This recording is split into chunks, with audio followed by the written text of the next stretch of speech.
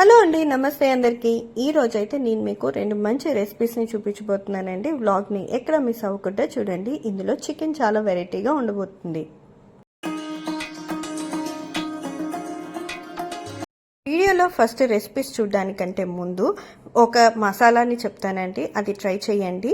ఈ మసాలా చికెన్కి చాలా చాలా బాగుంటుంది. దీనికోసం ఒక ప్యాన్ పెట్టుకుని అందులో ఒక స్పూన్ గసగసాలు, 1.5 స్పూన్ నువ్వులు, 4 జీడిపప్పులు, ఒక నల్ల యాలుక్కాయ, 2 లవంగాలు, అలాగే 2 యాలుక్కాయలు, స్టార్ అనాస్ 2, ఒక 1/2 స్పూన్ మిరియాలు, ఒక 1/2 స్పూన్ ధనియాలు, కొంచెం జీలకర్ర, చిన్న ముక్క దాల్చిన చెక్క, ఇవన్నీ వేసుకుని కొంచెం దోరగా ఫ్రై చేసుకుని పెట్టుకోండి.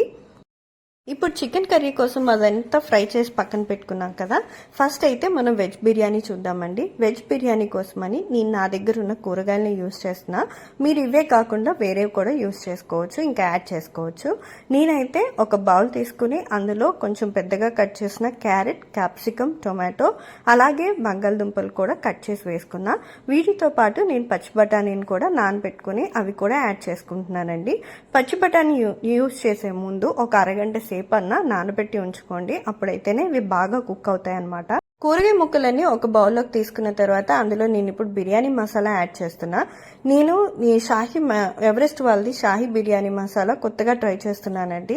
అంతకు ముందు వేరే బ్రాండ్ వాడేదాన్ని, అవి కూడా బాగానే ఉన్నాయి, కానీ ఇది ఫ్లేవర్ నాకు చాలా డిఫరెంట్గా అనిపించింది.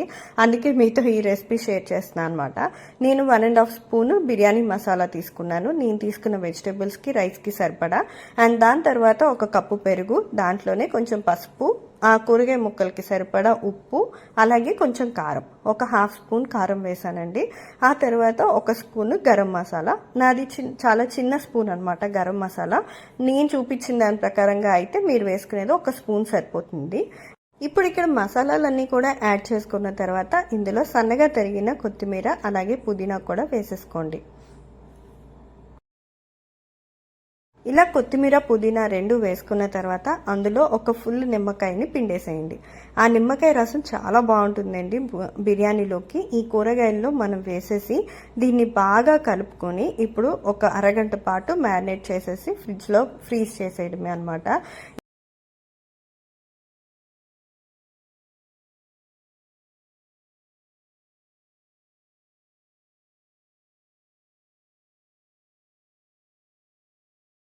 ఇంకా ఇక్కడ వంట అయితే స్టార్ట్ చేసేద్దాం. ఈరోజు వేద్ మధ్యాహ్నం ఇంట్లోనే ఉన్నాడు, సో అందుకని వాడి హెల్ప్ తీసుకుంటున్నా అనమాట. వాడికి కూడా కొంచెం వంట నేర్పిస్తూ ఉంటే బాగుంటుందని అనిపించింది. అంటే కొన్ని స్కిల్స్ అనేవి వాళ్ళు నేర్చుకుంటారంట ఈ టైంలో. వాళ్ళకి ఇవి కూడా నేర్పిస్తూ ఉండడం బెస్ట్ అని మొన్న ఒక కౌన్సిలింగ్ జరిగింది స్కూల్లో, సో దానివల్ల నేను తెలుసుకున్నాను. అండ్ ఎప్పటి నుంచో నాకు అలవాటు ఉంది, నేను వేద్ కలిసి చేసుకోవడం. ఇప్పుడు మేము చేస్తున్న ప్రాసెస్ ఏమో చికెన్ కర్రీ కోసం చేస్తున్నాం అనమాట. ఒక ప్యాన్ పెట్టుకుని అది హీట్ అయిన తర్వాత అందులో కొంచెం ఆయిల్ వేసుకుని, ఆయిల్ హీట్ అయిన తర్వాత అప్పుడు అందులో సన్నగా తరిగిన ఉల్లిపాయ, పచ్చిమిరపకాయలు వేసి ఫ్రై చేస్తున్నాము. ఈ ప్రాసెస్ అంతా కూడా మీకు నేను లాస్ట్ చూపిస్తాను, ఎందుకంటే 2 ఒకేసారి చేస్తున్నాను. కాకపోతే ఒకేసారి 2 రెసిపీస్ చూపించడం వల్ల కొంచెం కన్ఫ్యూజింగ్గా ఉంటుంది కదా. అందుకని ఫస్ట్ మీకు బిర్యానీ చూపించిన తర్వాత అప్పుడు నేను మళ్ళీ చికెన్ కర్రీ చూపిస్తాను. ఇప్పుడైతే నేను బిర్యానీ కోసం ప్రిపేర్ చేస్తున్నానండి. ఫస్ట్ నేను కుక్కర్లోనే కుక్ చేసేస్తున్నా ఇది. అందుకోసమని ఒక కుక్కర్ పెట్టుకుని అందులో కొంచెం ఆయిల్, ఒక స్పూన్ నెయ్యి వేసుకున్నాను.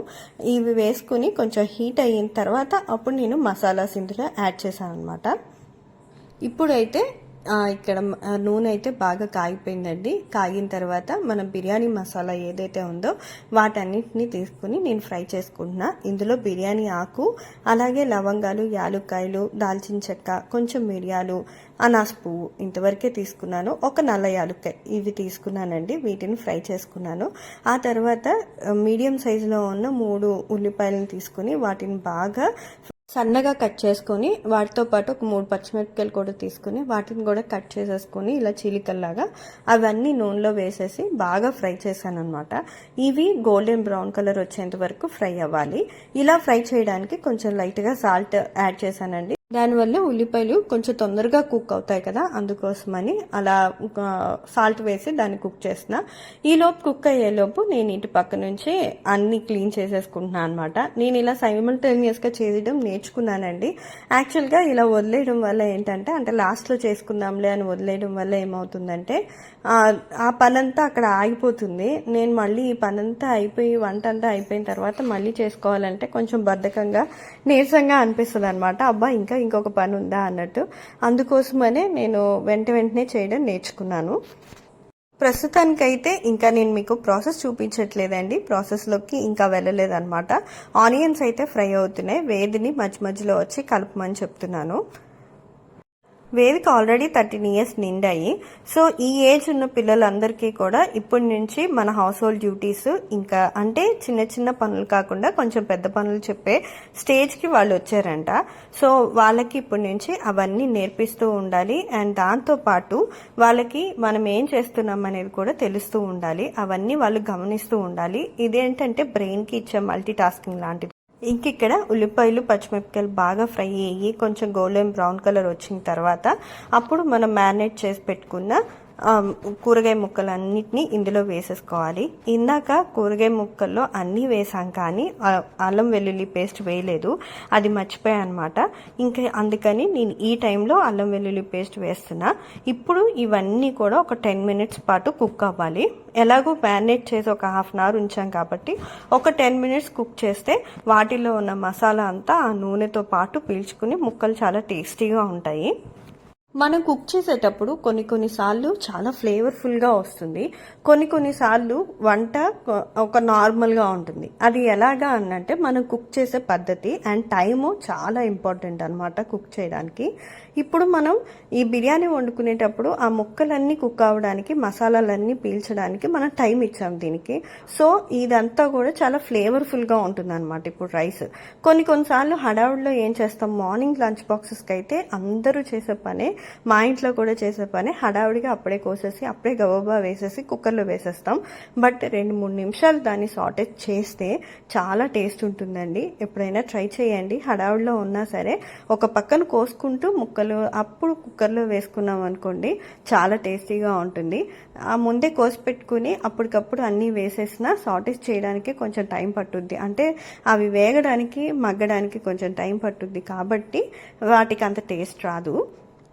మీతో ఇలా మాట్లాడుతూనే నేను ఒక పక్కన వంట చేసేస్తున్నాను. కూరగాయలన్నీ ఒక 10 మినిట్స్ మగ్గిన తర్వాత అందులో నేను నానబెట్టుకున్న బాస్మతి రైస్ వేసుకున్నా. నేను 2 గ్లాసెస్ బాస్మతి రైస్ తీసుకున్నానండి. దానికి తగ్గట్టు నేను 4 గ్లాసెస్ వాటర్ తీసుకుంటున్నాను. దీనికి సరిపడా మనం ఇంకేమీ యాడ్ చేయక్కర్లేదన్నమాట. సాల్ట్ ఒక్కటి యాడ్ చేసుకుంటే సరిపోతుంది. ఇంకా వేరే మసాలాలు ఇటువంటి ఏం యాడ్ చేయొద్దు. ఇప్పుడు వాటర్ యాడ్ చేసుకున్న తర్వాత రుచికి సరిపడా సాల్ట్ని అందులో వేసేసుకుని కుక్కర్ మూత పెట్టేయడమే.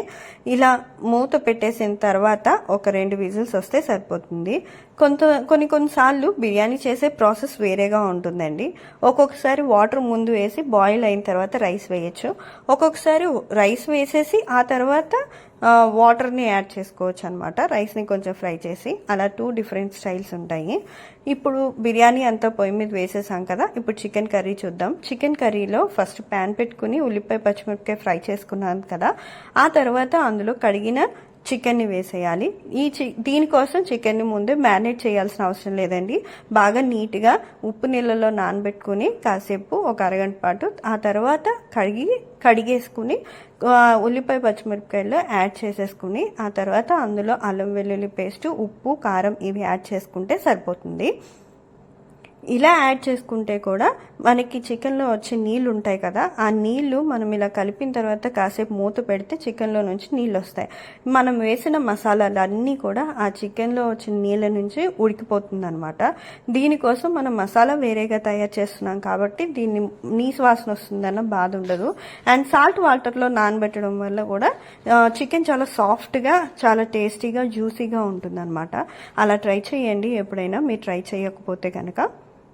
ఇప్పుడు ఇందాక మనం మసాలాలన్నీ ఫ్రై చేసి పెట్టుకున్నాం కదా, వాటన్నిటిని గ్రైండ్ చేసేసుకోవాలి. ఫస్ట్ పొడిలాగా చేసుకోండి, ఆ తర్వాత అందులో కొంచెం వాటర్ పోసుకుని బాగా మెత్తగా గ్రైండ్ చేసుకోండి. ఇప్పుడైతే చికెన్లో వాటర్ అన్నీ వచ్చేసాయండి. ఆ వాటర్తోనే ఉడికిచ్చేసాం అనమాట. ఇలా బాగా ఉడికిన తర్వాత ఇప్పుడు ఇందులో మనం గ్రైండ్ చేసి పెట్టుకున్న మసాలా ఉంది కదా, ఆ పేస్ట్ మొత్తాన్ని ఇందులో యాడ్ చేసుకోండి. కొంచెం పలచగా అయినా ఏం పర్వాలేదండి, కొంచెం వాటర్ పోసుకుని గ్రైండ్ చేసుకోండి బాగా మెత్తగా. పలుకుగా అసలు చేయొద్దండి, ఎంత మెత్తగా వీలైతే అంత మెత్తగా గ్రైండ్ చేసుకోండి. ఇవి నేను 1/2 కిలో చికెన్ తీసుకున్నాను. 1/2 కిలో చికెన్కి మనం చేసిన మసాలా కరెక్ట్గా సరిపోతుందన్నమాట. ఇంకా ఇక్కడ చికెన్ అయితే దాదాపు 70% కుక్ అయిపోతుందండి ఆ వాటర్లోనే. ఇంకా మనం ఇప్పుడు మసాలా యాడ్ చేసాం కదా, ఈ మసాలా యాడ్ చేసిన తర్వాత అందులో కొద్దిగా నీళ్లు పోసి ఇంకొక 10 నిమిషాలు కుక్ చేయండి. ఆ తర్వాత చెక్ చేయండి చికెన్ ఉడికిందా లేదా అని. ఈలోపే మసాలాలన్నీ కూడా చికెన్కి పట్టేసి ఉంటాయి. అలా కుక్ అయిపోయి నూనె పైకి తేలిన తర్వాత అందులో ఒక గుప్పెడు కొత్తిమీర వేసేయండి. ఫ్రెష్ కొత్తిమీర ఉంటే ఒక గుప్పెడు వేసేసి అలా ఒక 2 నిమిషాలు కలిపేసి మూత పెట్టేసి ఉంచేయండి. ఒక్క 2 మినిట్స్ కుక్ అయితే చాలు, సరిపోతుంది. ఇంకా చికెన్ కర్రీ అయితే రెడీ అయిపోయింది.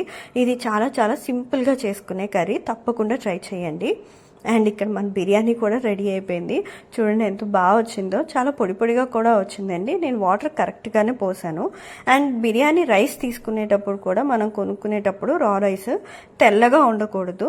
పాత బియ్యం అన్నంటే కొంచెం బ్రౌనిష్ కలర్ ఉంటాయి అన్నమాట. అలాంటివి తీసుకుంటే మనకు బిర్యానీ కరెక్ట్గా పొడి పొడిగా వస్తుంది. కొన్ని బిర్యానీ రైస్ ఎలా ఉంటాయంటే, ఇప్పుడు ఇండియా గేట్ కానీ ప్యాకెట్లో కానీ ఏవైనా ఉన్నాయి కొంచెం తెల్లగా ఉంటాయి. అవేంటంటే మెత్తబడిపోతాయి అన్నమాట. చాలా తక్కువ వాటర్ పోసుకోవాలి, 1కి 1.25 పోసినా సరిపోతుంది. ఆ విధంగా అయితే ఆ రోజు రెసిపీస్ అయితే కంప్లీట్ చేసేసానండి. ఇంకా మా లంచ్ కూడా అయిపోయింది. కాసేపు రెస్ట్ తీసుకుని ఇంకా ఈవినింగ్ బట్టలు అవన్నీ తీస్తుంటే నాకు అక్కడ మందార పువ్వు పూసింది. నేను మార్నింగ్ నుంచి అసలు అది గమనించలేదన్నమాట. సడన్గా బట్టలు తీస్తుంటే నాకు అక్కడ మందార పువ్వు కనిపించింది. చాలా రోజుల తర్వాత పూసిందండి. ఇప్పుడు ఎండలు కూడా బాగా ఎక్కువ ఉంటున్నాయి కదా, ఆ మొక్కకి సరిపడా వేడి తగులుతుందేమో సడన్గా ఒక పువ్వు పూసింది. ఇంకా పూస్తుందనే చూస్తున్నాను అనమాట. ఇప్పుడైతే మొక్క చాలా బాగా ఎదిగిందండి. ఈ సమ్మర్ వచ్చిన తర్వాత చాలా బాగా ఎదిగిందనమాట. హైట్ కూడా అయ్యింది బాగా. ఇంకా దాన్ని ఎక్కడికైనా ప్లేస్ మార్చాలని చూస్తున్నా, కానీ ఇప్పుడు దాకా కొంచెం ఎండ వేడికి అలవాటు పడింది కదా, మళ్ళీ దాన్ని అనవసరంగా డిస్టర్బ్ చేసినట్టు ఉంటుందని ఇంకా అలాగే ఉంచేశాను. ఇంకా ఆ పువ్వుని తీసుకొచ్చి అలా వినాయకుడి దగ్గర పెట్టాను. అసలు ఎంత నిండుగా కనిపిస్తుందో కదండి వినాయకుడి దగ్గర. ఇంకా ఈ విధంగా అయితే మా రోజు గడిచిందండి. ఈ వ్లాగ్ మీకు నచ్చిందని అనుకుంటున్నాను. ఒకవేళ కనుక మీకు ఈ రెసిపీస్ నచ్చినా, ఈ వ్లాగ్ నచ్చినా please like, share and subscribe. Thank you for watching. నేను మీ మౌనిక. మళ్ళీ మంచి వీడియోతో మీ ముందుంటాను.